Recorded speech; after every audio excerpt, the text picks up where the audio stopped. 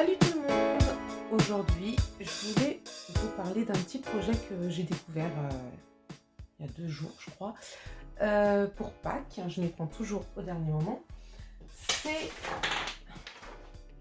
un brin d'iris qui propose un patron avec un tuto, si je dis pas de bêtises. Elle a sa chaîne YouTube, elle a un site internet, vous la trouvez sur Instagram, Facebook.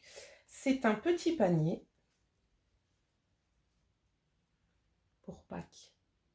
Alors, je cherche encore comment je vais le positionner parce que j'hésite entre un point de couture ou une pression pour pouvoir ouvrir le panier. C'est un petit panier pour mettre les œufs en chocolat ou ce que vous voulez, avec un petit nœud. Alors, elle le présente comme ça, avec les oreilles et le petit nœud, mais moi je voulais le mettre sur le côté. Dans le tuto, il est conseillé d'utiliser un tissu pour l'extérieur, un tissu pour l'intérieur et de la ouate entre les deux pour qu'il ait une meilleure tenue. Moi, arrivé à quelques jours de Pâques, je veux que ça aille vite.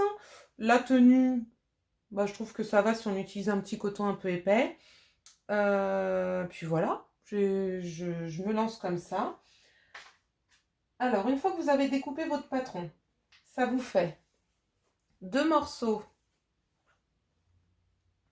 pour l'extérieur, 2 morceaux pour l'intérieur. J'ai déjà assemblé ma petite doublure. Et ensuite, 2 morceaux pour le nœud. Et il y a également un morceau pour le ruban du nœud, mais je ne l'ai pas coupé moi parce que je préfère mettre un petit ruban de satin pour fermer mon nœud. Donc voilà.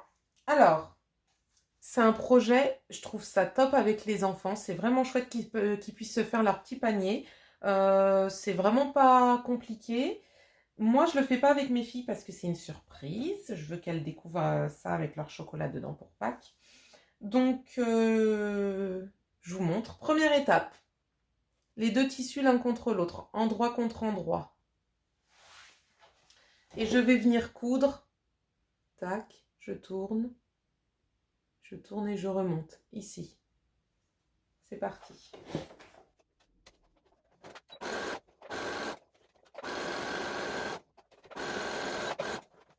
C'est assemblé. Deuxième étape, les coins. Sur le patron ici, vous avez les carrés qui peuvent être découpés. Moi, je les laisse entiers. Je n'ai pas découpé parce que je le fais après en fait. Mais si c'était déjà découpé, ça ne changeait rien. C'est qu'il faut plier votre coin. C'est un peu ce qu'on utilise aussi pour les coins de trousse, par exemple. J'écarte ma couture. Et je dois mettre ma couture l'une en face de l'autre. Pour que quand je vais coudre, ma couture soit bien en face.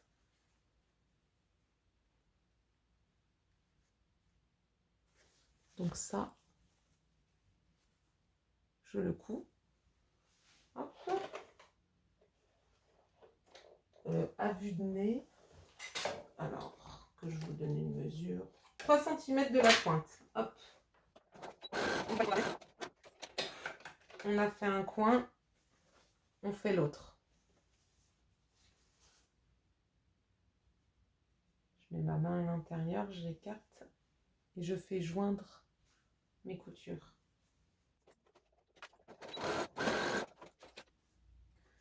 Et c'est là qu'en fait je coupe mes angles, mais si vous avez découpé les carrés, vous n'aurez pas ce surplus.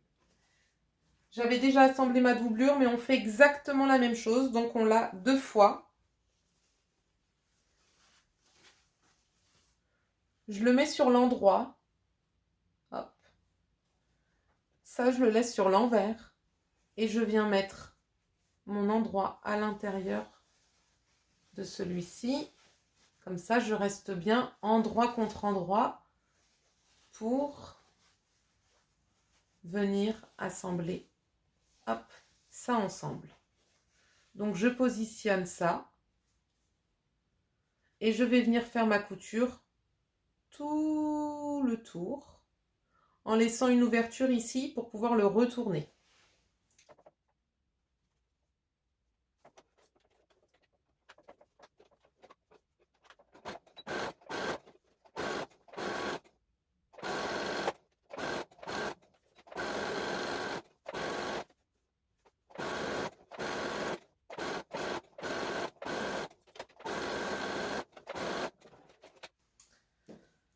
Alors moi, je dégarnis les angles ici pour que quand je le retourne, ça me fasse moins d'épaisseur.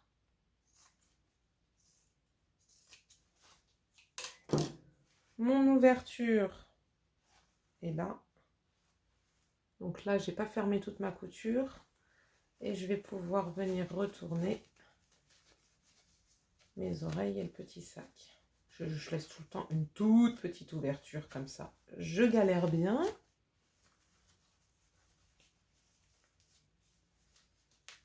Mais ça m'en fait moins à recoudre.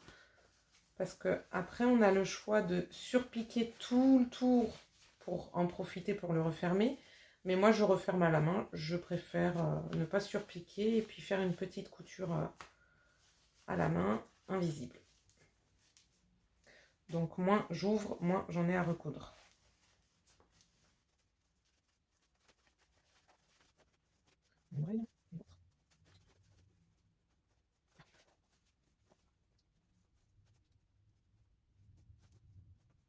Je vais prendre une aiguille à tricoter. Je vais faire sortir mes oreilles comme ça. Hop.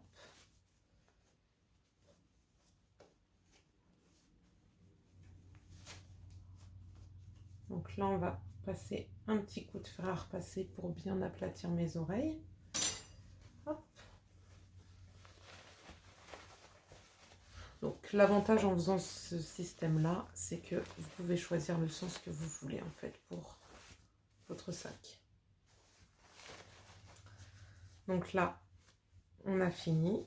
Il ne nous restera plus que la petite finition pour fermer notre couture. Il nous reste le petit nœud. Le petit nœud, ça va être exactement le même principe, endroit contre endroit. Je commence ma couture ici, je fais tout le tour, je la termine avant là où je l'ai commencé. Comme ça, j'ai mon ouverture pour le retourner.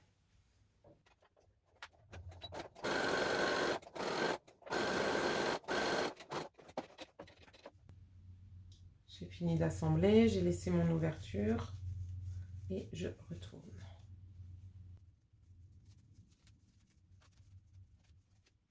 Je vais aller passer mon petit coup de fer à repasser.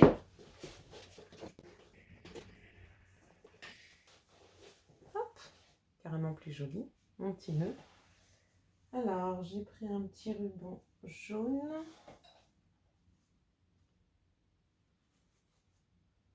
Donc, comme je disais, soit l'ouverture, on la ferme à la main avec une aiguille, soit vous surpiquez, là vous venez surpiquer tout le tour, ça fait une propreté et en même temps ça ferme votre ouverture. Hop. Pour le nœud, je mets mon petit ruban.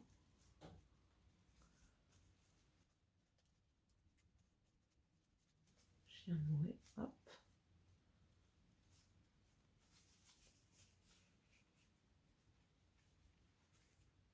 Et voilà.